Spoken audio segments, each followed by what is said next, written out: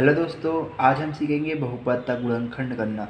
हमें बहुपद दिया है 2x² प्लस 32x प्लस 56, जिसका गुणनखंड करना है। तो सबसे पहले गुणनखंड करने के लिए ये फर्स्ट टर्म 2 है और ये 56, इसका गुणा करते हैं। तो गुणा करते हैं 2 गुणा 56 जो कि होता है 112। अब हमें दो ऐसी संख्या खोजना है जिसे गुणा करने पर तो 112 आ जाए, या उस दोनों संख्या के जोड़ने या घटाने पर हमें ये बीच वाला मतलब 32 मिल जाए। तो यह संख्या खोजने के लिए हमें इसका 112 का अभाज्य गुणनखंड निकालना पड़ेगा। तो चलिए उसका अभाज्य गुणनखंड निकालते हैं। तो 112, अब 112 को हम 2 से भाग कर सकते हैं, 2, तो हमें मिलेगा 56। 56 को हम फिर से 2 से भाग कर सकते हैं, तो मिलेगा हमें 28।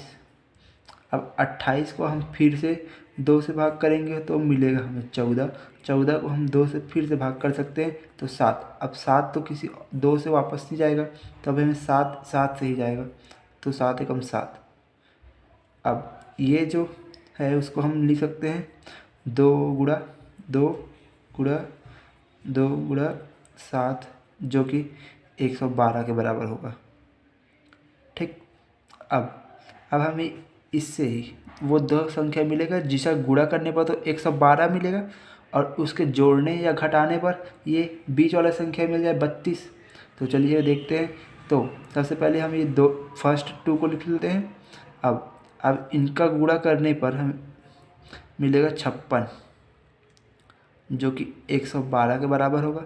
लेकिन 2 और ये 56 को जोड़ने पर हमें 32 नहीं मिलेगा, न घटाने पर 32 नहीं मिलेगा, तो यह वो दो संख्या नहीं है।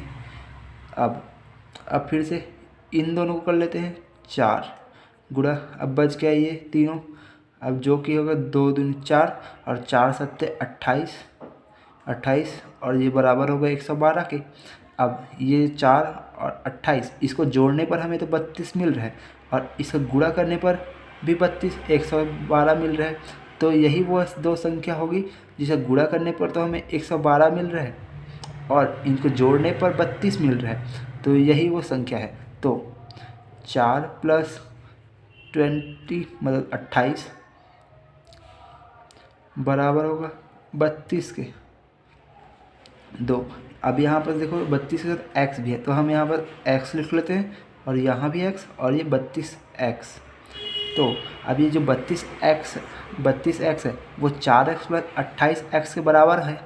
तो यहाँ इस समीकरण में हम लिख सकते हैं 2x² प्लस ये वाले जो कि 32 के बराबर है, तो 4x प्लस 28x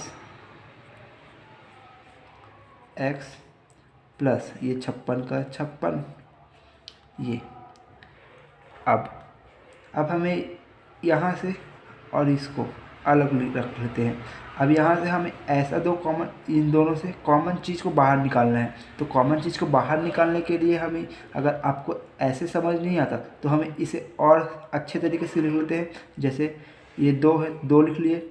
अब ये x की पावर 2 है, उसको हम 2 बार लिख सकते हैं, तो x गुणा x प्लस, अब 4 को हम ऐसे लिख सकते हैं 2 गुणा 2, और x को x प्लस ये प्लस का प्लस, और ये जो 28 है उसे हम किस प्रकार लिख सकते हैं 2 गुणा 2 गुणा 7। यहाँ पर देखा था ना, ऐसे 28 लिख लिए, और ये x।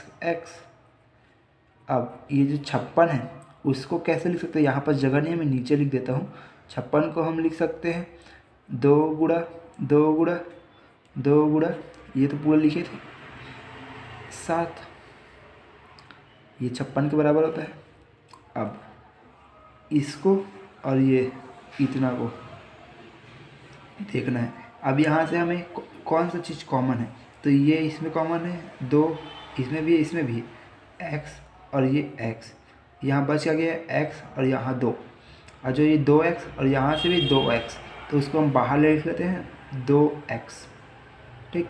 अब बच गया x, यहाँ से x और ये प्लस 2। ठीक। अब प्लस लिख लो यहाँ बस। अब यहाँ से वैसे देखना है क्या कॉमन निकल रहा है यहाँ से, तो यहाँ से 2 और ये 2, ये 2 और ये 7 और ये 7, तो 2 2 7, तो 4, 2 दूनी 4 और 7, 4 दूनी 4 7 28, तो 28 और बच क्या गया, यहाँ से भी 28, 2 दूनी 4, 4 7 28, अब बच गया x, x प्लस ये 2 इधर से बच गया 2। तो अब देखते हैं, अब यहाँ तक पहुँचने के बाद आपको ये देखना है कि 2x और यहाँ 2x ये दोनों सेम ही रहेगा। अगर ये दोनों सेम नहीं है मतलब आपने कुछ ना कुछ गलती किया है इसमें। तो अगर ये दोनों बराबर है तो अभी तक सभी सही हैं, तो इसे हम लिख सकते हैं फिर से x प्लस 2। ठीक, अब ये 2x है, उसको एक साथ लिख लो, 2x प्लस 28, या हम इसे 2x plus 28 plus x plus 2 भी लिख सकते हैं। तो यही है हमारा आंसर, यही बहुपद का गुणनखंड है।